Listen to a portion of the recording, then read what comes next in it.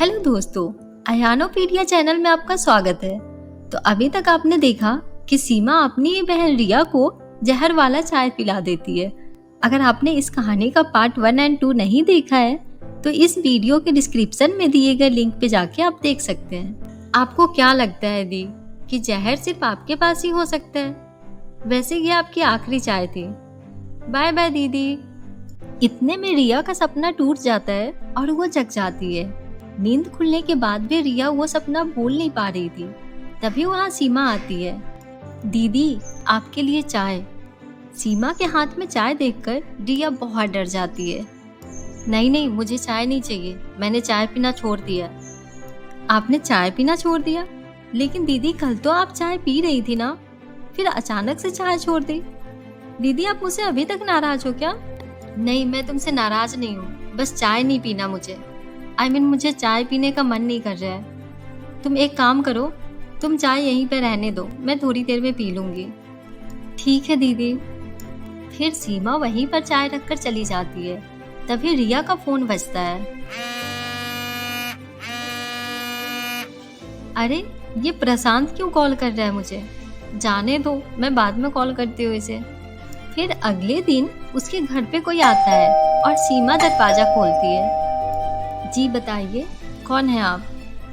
जी, मेरा नाम प्रशांत है, मैं रिया का कॉलीग हूँ। रिया घर पे है क्या? मुझे उससे मिलना है। हाँ दीदी, अंदर ही है, 1 मिनट रुको। दीदी, आपसे कोई मिलने आया है।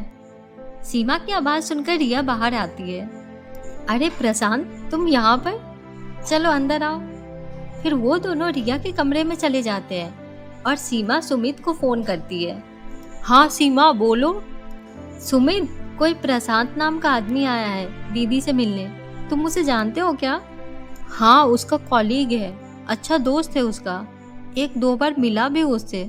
क्यों, क्या हुआ? अरे कुछ नहीं, बस दोनों बेडरूम में बैठकर बातें कर रहे हैं। क्या, बेडरूम में बैठकर बातें कर रहे हैं? मुझे लग रहा है कि उन दोनों के बीच कुछ चल रहा है। मुझे नहीं पता, तुम बस उन दोनों पे नजर रखो कि कोई प्लानिंग तो नहीं कर रहे हैं। दोनों फोन पे भी तो बात कर सकते थे ना, स्पेशली घर आकर बात करने की क्या जरूरत थी?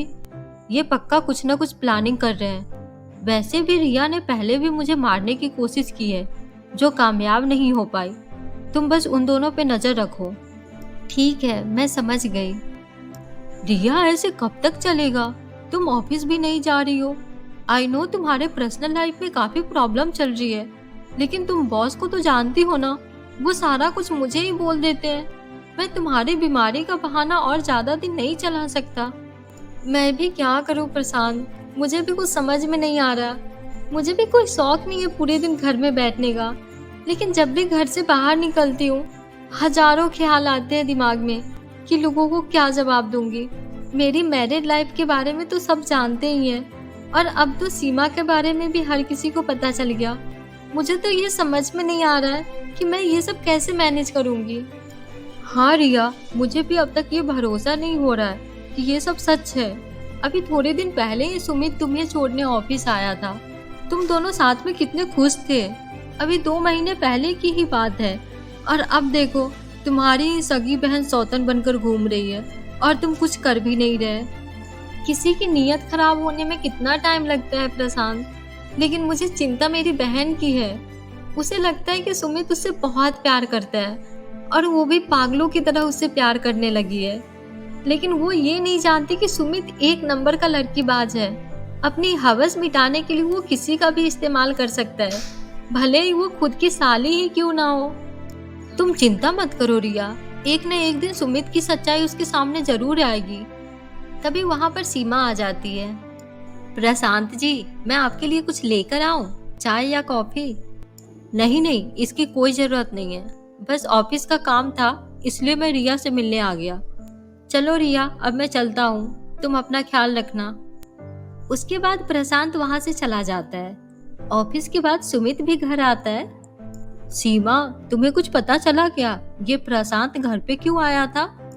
मुझे लग रहा है कि वो ऑफिस के काम से ही आया था, वो बस थोड़ी देर के बाद ही चला गया। अच्छा ठीक है, चलो आप फ्रेश हो जाओ, मैं आपके लिए खाना लगाती हूँ। फिर सीमा किचन में खाना बनाने आती है। तो वहाँ पे रिया पहले से ही खाना बना रही होती है। दी, अब आप खाना क्यों बना रहे हो? मैं बना लूंगी ना, आप इसे छोड़िए। नहीं, आज खाना मैं बनाऊंगी। दी, मैंने कहा ना आपसे, मैं खाना बनाऊंगी। सुमित जी आए थे ना, तो मैं उनसे बात करने लगी। आप छोड़िए इसे, मैं तुरंत खाना बनाकर देती हूँ। आप जाकर आराम कीजिए। तुम्हें एक बार में सुनाई नहीं देता क्या? मैंने कहा ना कि खाना मैं बनाऊंगी। तुम जाओ यहाँ से। दी, आप शायद भूल रहे हो, सुमित अब मेरे भी पति है। मैंने कहा ना आपसे, आप इसे छोड़िए। तुझे बोला ना मैंने एक बार कि आज खाना मैं बनाऊंगी। उन दोनों की आवाज सुनकर सुमित वहां पर आ जाता है। रिया, तुम ये क्या कर रही हो? तुम्हारा दिमाग खराब हो गया है क्या? तुम क्या सीमा को मारना चाहती हो? तुम पागल हो गए हो क्या? मैं इसे मारूंगी। वैसे भी तुम दोनों ने मिलकर मेरे साथ जो धोखा किया है ना, उस हिसाब से तो तुम दोनों को ही मार देना चाहिए। भगवान के लिए चुप हो जाओ रिया, और प्लीज तुम शांत हो जाओ। हम दोनों तुम्हारे ताने सुन सुनकर थक गए हैं। सीमा, तुम चलो यहाँ से, इसे इसका काम करने दो। इतना कहकर सुमित सीमा का हाथ पकड़कर बाहर चला जाता है। फिर अगले दिन सुमित ऑफिस जा रहा होता है कि उसे सीमा पीछे से आवाज देती है। सुमित, 1 मिनट रुको। मैंने तुमसे कितनी बार कहा है कि पीछे से आवाज मत दिया करो। बताओ क्या बात है? ये लो तुम्हारा टिफिन, तुम भूल गए थे। सॉरी यार, सच में भूल गया था मैं। आज शायद आने में लेट हो जाएगा, बॉस के साथ मीटिंग है। कोई बात नहीं, अपना ख्याल रखना। बाय। उसके बाद सुमित घर से बाहर आता है। तभी उसे मैसेज आता है। मैसेज देखकर सुमित बहुत ही खुश होता है। गुड मॉर्निंग, आप ब्लैक शर्ट में बहुत ही हैंडसम लगते हो। Thank you so much.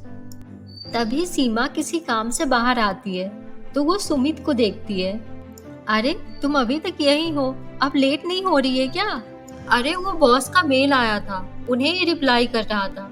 बस अब निकल ही रहा हूँ। उसके बाद सुमित वहां से चला जाता है। फिर अपने घर से कुछ ही दूरी पर एक पार्क में आकर फोन पर बात करने लगता है। आपसे बात करते हुए बस कुछ ही दिन हुए हैं, लेकिन अब मुझे आपकी आदत सी हो गई है। अब आगे का कहानी जानने के लिए अगला एपिसोड देखना ना भूलें। और अगर आपने अभी तक हमारा चैनल सब्सक्राइब नहीं किया है तो अभी सब्सक्राइब करें और बेल आइकन प्रेस करना ना भूलें, ताकि आने वाले सारे वीडियोज के अपडेट्स आपको मिलते रहें। Thank you.